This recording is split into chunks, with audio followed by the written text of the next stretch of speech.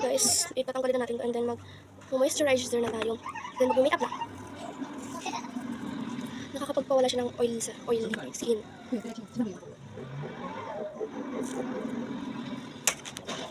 Yan, ang satisfying itanggalin guys.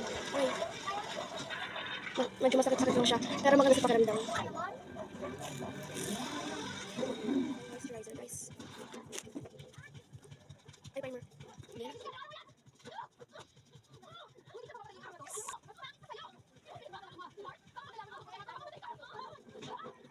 Foundation guys. Ikaw lang naman kasi nagpupush sa akin. Parang di magaling. Akala mo ba ikaw din? Ako din naman. Talaga. Ano lang tayo guys, light makeup lang. Kasi pupunta lang naman tayo sa church, practice. Pasensya ka na sila. Next is concealer guys. Minsan ako dito asas. Dito ba, sa may, para matakpan yung eyebags natin ng konti. And then sa nose.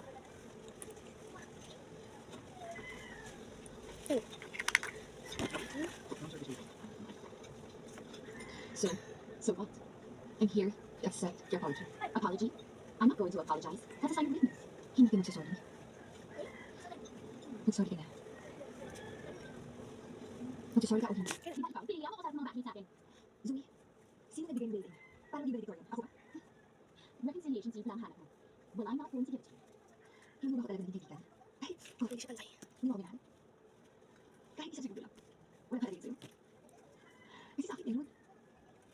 Tao ka ba? Black naman guys. And yun, mag-blush muna tayo pero lipstick muna nga gamitin natin. Kunti lang to kasi guulit lang naman ako ng blush guys. Pero yung powder na.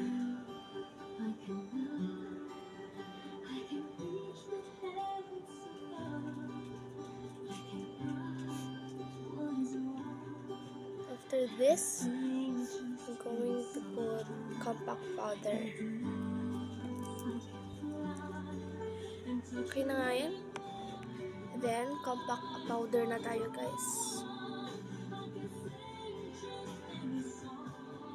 Diba halata pa rin yung blush niya kahit may powder na. Pero magbablush ako after nito. Now, if you want to know what happens next, we'll just have to buy the book. Okay. Next week.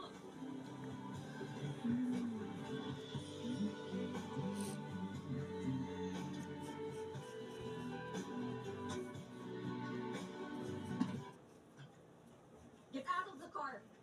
Lumabas ka dyan! Joey! Micah! Umutan ba kayo ng Diba? Boglaji? Lipstick naman tayo guys. Slightly down. Wala na? Yes.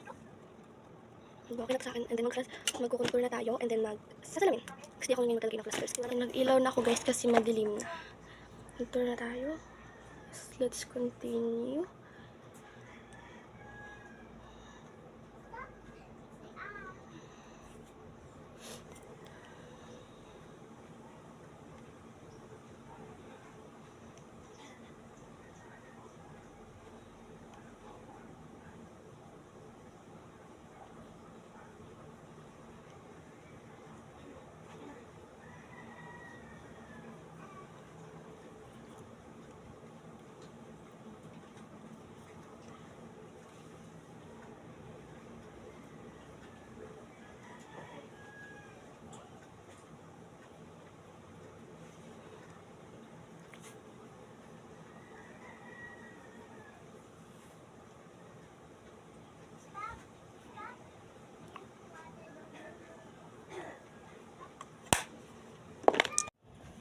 Yan. So, ito na. Ito na yung final outfit ko, guys. Yun, guys. On the way na tayo sa church.